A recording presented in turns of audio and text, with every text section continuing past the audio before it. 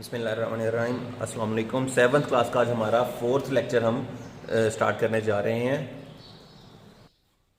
Page number हमारा 8 है। आज हम डिफरेंट सिंबल्स जो सेट्स के अंदर यूज किए रहते हैं उनको स्टडी करेंगे। सबसे पहले हमारा सिंबल आ रहा है इज इक्वल टू का। इक्वल का साइन है, सिंपल जो इक्वल का साइन यूज किया रहता है। इक्वल टू इज मीनिंग, इसका मतलब क्या है? Equal to. जब भी कोई दो सेट्स आपस में इक्वल हों तो उनके लिए ये सिंबल यूज किया जाएगा। इक्वल होने का मतलब क्या है कि उनके जो नंबर ऑफ एलिमेंट्स हैं वो भी सेम हो और उनकी जो वैल्यूज आ रही हैं वो भी सेम हो। इवन आपके पास ईच एंड एवरी नंबर दूसरे के सेट के अंदर मौजूद होना चाहिए। हाँ, ये हो सकता है कि उसकी तरतीब डिफरेंट आ रही हो, जैसा कि यहां पे एग्जांपल में भी गिवन है।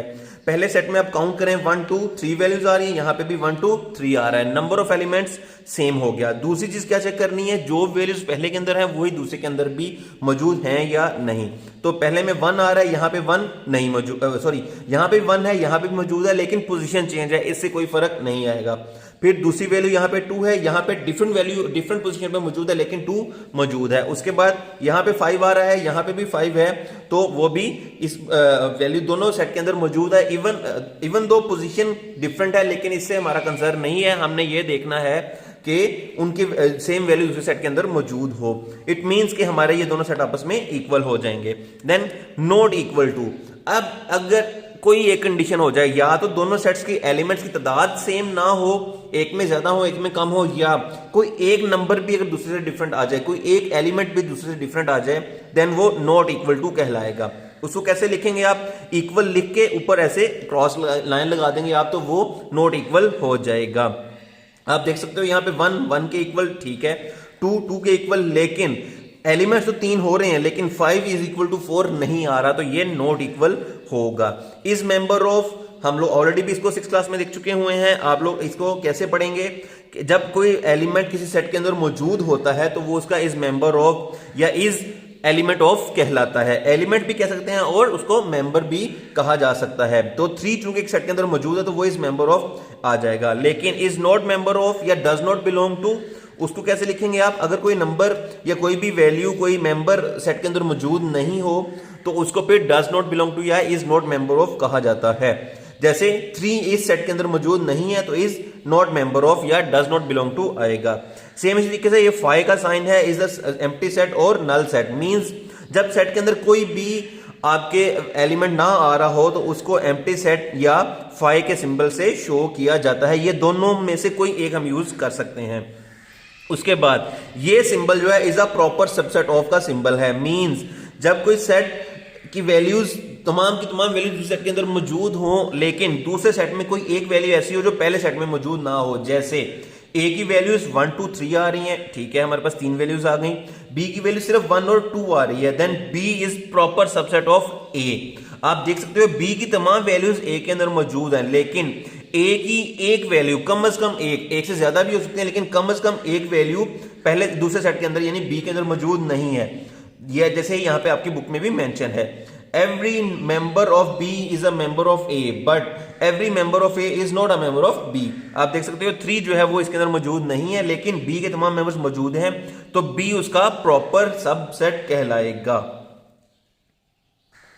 उसके बाद हम अगले निशान पे चलते हैं। हमारा जो अगला सिंबल यूज हो रहा है is not proper subset of this, ये सिंबल है is not proper subset of का सिंबल होगा। अब इसमें क्या आ रहा है हमारे पास? लेट्स सपोज ए की वैल्यूज आ रही हैं 1 2 4 और बी की वैल्यूज डिफरेंट आ गई हैं। चूंकि बी की तमाम वैल्यूज इसके अंदर मौजूद नहीं है तो हम लिखेंगे is not a proper subset of और इसका ये सिंबल हो जाएगा। उसके बाद symbol is a subset of, ये सिंबल आएगा इज अ सबसेट ऑफ। इसमें हम क्या चीज देखेंगे? आप देख सकते हैं जब टोटली सेम हो जाए। पहले हमने प्रॉपर सबसेट के लिए पढ़ा था कि किसी एक की वैल्यू कोई एक वैल्यू दूसरे के अंदर मौजूद होना लाजमी नहीं है, यानी कम से कम एक वैल्यू ज्यादा होनी चाहिए। एक से ज्यादा भी ज्यादा हो सकती है लेकिन कम से कम लाजमी है कि एक वैल्यू ज्यादा हो। अब आप देख सकते हैं टोटली सेम वैल्यूज आ गई हैं, यानी 1 2 3 एंड 1 2 3, जिनको हम इक्वल सेट्स का भी नाम दिया जा सकता है। तो ये सेट जो है ये सबसेट्स कहलाते हैं। ये अब ए सबसेट ऑफ बी है एंड बी सबसेट ऑफ ए है। यहां पे याद रखने के लिए आपको एक पॉइंट नोट भी दिया गया, इसको भी नोट कर लें आप। Every set is a subset of itself.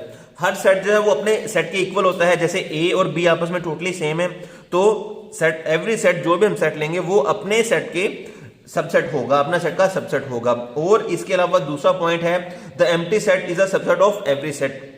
हम लोग ने कल भी देखा था कि एम्प्टी सेट जो है वो तमाम, जब भी आपको लिखा जाए, कहा जाए कि किसी सेट का सबसेट लिखें, तो वो तमाम सेट्स का सबसेट होता है। जी, आगे इक्विवेलेंट सेट को उसने थोड़ा सा एक्सप्लेन किया हुआ है।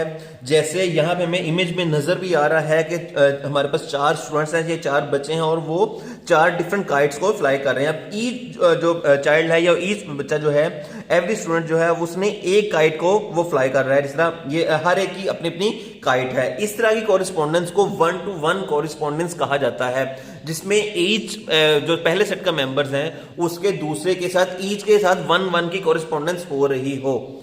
जैसे अब इसकी मिसाल ऐसे ली जा सकती है कि अगर एक सेट के अंदर 3 अरकान है तो दूसरे में भी 3 अरकान हो।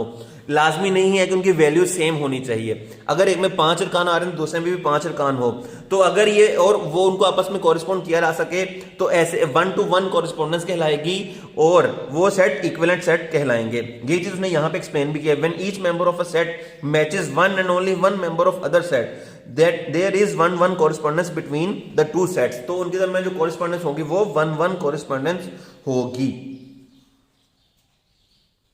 और अगली डेफिनेशन है that sets that can be paired in 1-to-1 correspondence are called equivalent set। यानी तमाम एक पहले सेट और दूसरे सेट के जो नंबर ऑफ एलिमेंट्स है उनकी तादाद सेम होना लाजमी है, वैल्यू का सेम होना लाजमी नहीं है। यानी जैसे यहां पे 1 2 3 एक सेट आ रहा है, 7 14 21 एक सेट आ रहा है। दोनों में एलिमेंट्स की तादाद यहां पे भी 3 है, यहां पे भी 3 है, टोटल सेम हो गई। लेकिन यहां पे 1 आ रहा है, यहां पे 1 मौजूद नहीं है, लेकिन हमारा उससे कोई कंसर्न नहीं है। हमने सिर्फ इक्विवेलेंट के लिए ये देखना है कि जितने यहां पे एलिमेंट्स हैं उतने ही दूसरे के अंदर भी मौजूद हो। तो चूंकि दोनों में सेम आ रहे हैं तो ये 1-to-1 या सॉरी 1-1 कॉरेस्पॉन्डेंस है और इस तरह के सेट को हम इक्विवेलेंट सेट कहते हैं।